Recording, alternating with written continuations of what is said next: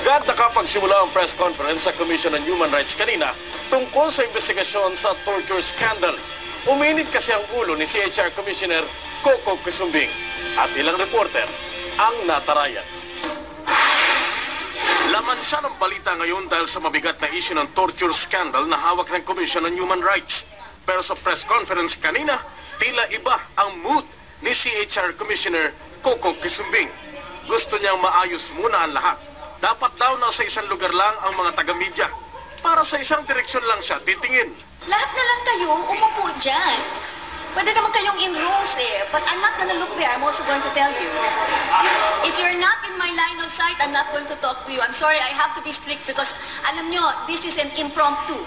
None of you asked for an appointment. I'm taking care of Anna.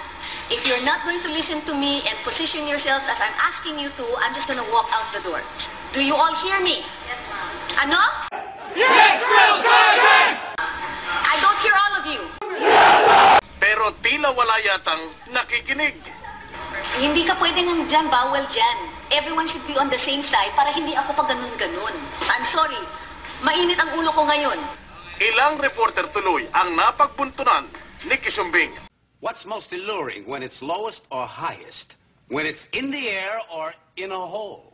When it's served you, yet you can't touch it. Ikaw naka-green shirt. Hindi kita kilala. I'm not going to take any of your questions. The lady with the white undershirt, what's your name? And you're from? You should be nicer to the person you want to interview. Be polite and you answer her, okay?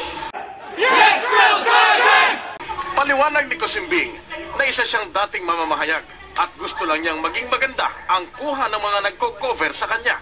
I'm not doing this for me. And my directions to you are not kaartehan. These are good. Oh, if I'm facing that way, what are you going? Maganda ba yung shot niyo? I could have sat up there. Pangit ang inyong shot. Pinag-isipan ko ang trabaho ninyo. Ilang reporter umano ang nainis at umalis. Sinong umalis? Pero natarayan man ng opisyal, hindi na ito ininda ng mga reporter na nanatili pa rin sa press conference. Ang first question. Dahil mahalagang magampanan ang trabaho ng pagkukoper sa kontrobersyal na issue ng torture scandal.